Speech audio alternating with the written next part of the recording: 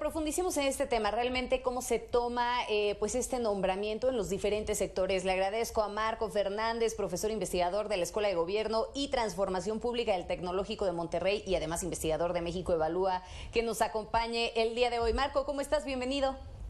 Hola Magda, muy buenas tardes. Pues aquí, pues con la expectativa de qué va a significar el cambio de titular en la Secretaría de Educación Pública, sin duda alguna, como el recuento que acabamos de escuchar señala, en términos de la experiencia sobre la materia educativa, Delfina cuenta con las credenciales en términos de haber sido normalista, de haber sido egresada de la Pedagógica Nacional, tener estudios relacionados al sector educativo y al haber estado a frente de grupo por varios años. Sin embargo, reconociendo esas credenciales, también es cierto que dentro de la biografía política, como dieron cuenta ustedes, hace 3 años, cuando ella buscó ser candidata a la gobernatura del Estado de México, recibió el apoyo pues de 2 personajes claves del sindicalismo educativo mexicano, el ex líder Rafael Ochoa y el yerno de la ex líder, el Baster Gordillo, el señor Fernando González. Y entonces, en ese sentido, cuando uno observa esa cercanía política, la pregunta inevitable que se tiene que hacer es saber quiénes son los personajes con los que va a rodearse la nueva secretaria dentro de la Secretaría de Educación Pública. Si llegan con ella a puestos importantes de la Secretaría personajes ligados precisamente a Ochoa o al señor González, pues serán malas noticias para la educación en términos de nuevamente observar los intentos de colonización por parte del sindicato sobre el aparato educativo.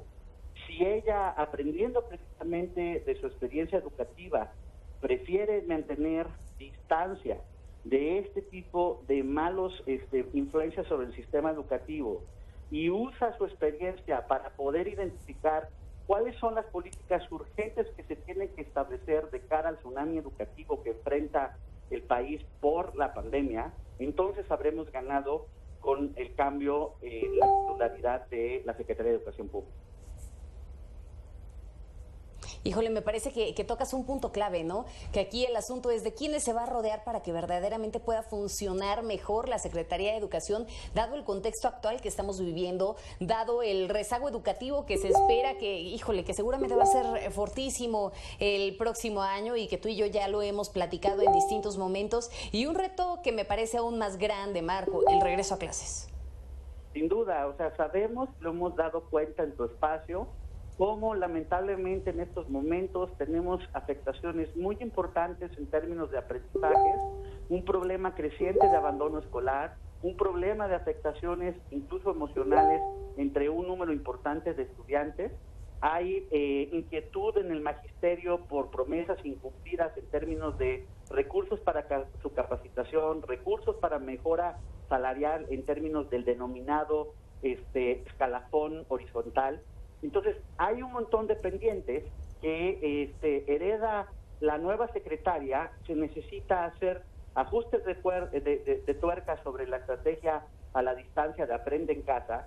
Y como dices tú, operar políticamente en aquellos estados en donde han estado ya de tiempo atrás en semáforo verde, como el caso de Campeche, y en donde a pesar de esas circunstancias no se ve que se vaya a mover un dedo hasta ahorita para poder lograr algún tipo de presencialidad en las clases, con las consecuencias negativas de las que hemos referido, que ha advertido la propia Organización Mundial de la Salud, del por qué urge encontrar la manera de regresar en las circunstancias que se pueda, obviamente de manera escalonada, no se puede hacer generalizada, a clases. Y todos estos retos, la secretaria los tiene que enfrentar en un contexto de restricciones presupuestales importantes, y ojalá en ese sentido la cercanía política que tiene la secretaria con el presidente le sirva para tratar de dar vuelta atrás respecto a los recortes que el presidente ha ordenado en el sector educativo, cuando más oxígeno el aparato lo necesita. Híjole, y fíjate que de pronto el pensar en alguien tan cercano al presidente Marco nos lleva también a cuestionar si de pronto se llega a correr el riesgo de que comience a ideologizarse la educación, que me parece que es una de las preguntas clave en medio de este nombramiento. Bueno, nosotros hemos visto, se ha dado cuenta cómo en algunos estados, particularmente Puebla con el señor Barbosa, lamentablemente parte de los libros de texto con el contenido local en aquel estado tienen claramente un tinte ideologizado de la educación. Nosotros necesitamos autoridades educativas que estén dispuestas a ver a la educación como el agente de transformación para las personas, para hacerlas buenos ciudadanos, para poder darle las herramientas de integrarse exitosamente. Claro. Cuando se crezca al mundo laboral, se pueda tener mejores condiciones de trabajo, se sirva la educación para poder lograr movilidad social y atender el problema de la pobreza. No necesitamos quienes estén promocionando temas ideologizados de la política educativa. En ese sentido, ojalá que eso no sea el caso en este nuevo nombramiento, y que, insisto, sí use la secretaria la experiencia que tiene en el sector educativo para poder afinar las políticas que urgentemente se necesitan para contener los efectos negativos derivados de la pandemia. Oye, y déjame finalizar con un tema, Marco. ¿Verdaderamente será una persona que pueda tener voz al interior del gabinete? ¿Y por qué te lo pregunto, Marco? Porque de pronto hemos visto todos estos cambios que se han ido gestando a lo largo de la presente administración y vemos que de pronto, pues parecería que lo que se está buscando es que los nuevos nombramientos lleguen únicamente como personas sumisas, personas grises que terminen unificándose a la voz de la persona que ocupa la silla presidencial. Sí, sin duda creo que es un reto, porque lo que observamos en el caso del presidente López Obrador es que no está muy dispuesto a escuchar voces críticas, incluso de sus colaboradores cercanos, sino que él tiene una visión muy unipersonal del poder, y en ese sentido incluso muchos de los del sector denominado moderado dentro de su gabinete se han ido bajando de sus posiciones, o de plano, pues mejor ya se van al extranjero, nombrados como embajadores, porque es muy difícil encontrar el oído presidencial dispuesto a escuchar. A lo mejor oye, pero no escucha, y ese es el reto que tiene la secretaria, de ver si su cercanía política le sirve para que la puedan escuchar y realmente la educación sí sea una prioridad del presidente, porque pues suena muy bonito en los discursos, pero en los hechos uno observa que el presidente no ha puesto atención al tema educativo, y por eso ha ordenado incluso los recortes presupuestales a costa de recursos que transfieren mejor a Dos Bocas y a otros proyectos que son suntuosos, pero que en términos del beneficio social son limitados. Claro. Oye, Marco, ya para que nos podamos despedir, y la pregunta obligada dentro de todo esto es, ¿qué podemos esperar para el 2021? Ya prácticamente estamos cerrando, seguramente será la última vez que tú y yo hablemos en este año, espero que el próximo año continuemos en muchas charlas, pero para que podamos cerrar, ¿qué podríamos esperar en el 2021, Marco? Mira, va a ser un año de muchísimos desafíos, porque estamos observando pendientes educativos importantes, afectaciones sobre todo en los términos de lo que decía, del abandono, del aprendizaje, de la parte emocional.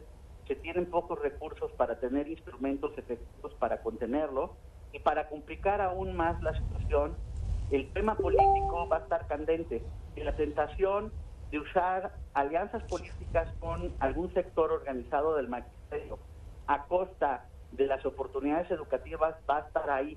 Ojalá que tanto las autoridades en los estados como la autoridad federal se eviten esas tentaciones, porque ya los niños, los jóvenes están sufriendo ampliamente por esos errores del pasado que se supone que prometieron no se volverían a cometer en aras de la transformación del país.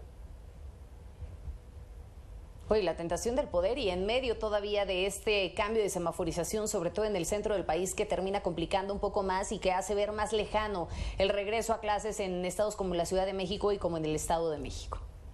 Sin duda alguna, pero incluso en los estados que han tenido semáforo verde, eso es lo preocupante, que incluso la gente del propio CENTE con el señor Cepeda, hace poco decía que en Campeche él no creía que fuera verde, que solo había zonas verdes, pero que no consideraba que fuera un estado de verde y no estaba dispuesto a regresar a clases. Eso es preocupante porque si en esas circunstancias, que son las favorables, se sigue cuestionando la posibilidad de regresar a clases presenciales, obviamente en lugares como la Ciudad de México, que tenemos problemas muy serios de descontrol de la pandemia, menos va a ser posible. Insisto, para toda la sociedad que nos está escuchando, las afectaciones que están sufriendo nuestros estudiantes no solo son pasajeras, tienen consecuencias de largo plazo y lamentablemente van a ser muy difíciles de revertir. Híjole, ya ni me digas, que de verdad que me pongo a pensar en ese panorama y lo veo tan oscuro. Ojalá y que el 2021 sea mejor que este año que estamos terminando. Muchísimas gracias, Marco, por estar aquí. Muchísimas gracias, Nada. Y en parte, para que eso no sea tan sombrío, va a depender mucho de nosotros en términos de presionar a las autoridades de los distintos gobiernos a que realmente pongan a la educación al centro de sus prioridades. Totalmente de acuerdo contigo. Gracias a Marco Fernández, profesor investigador de la Escuela de Gobierno y Transformación Pública del Tecnológico de Monterrey e investigador de México Evalúa. Ahí tiene pues comentarios muy puntuales, ¿no? ¿Cuáles son los retos que va a enfrentar Delfina Gómez? ¿Cuál es este panorama al que se está enfrentando de manera general en un contexto sumamente complicado por el COVID-19, adicional al asunto electoral que se puede venir en los próximos días? Pero ahora le damos la bienvenida a Juan Carlos Zúñiga. Llegó el momento de incorporarse a este espacio informativo. Mi querido Juan Carlos, ¿cómo estás? Muy buenas tardes.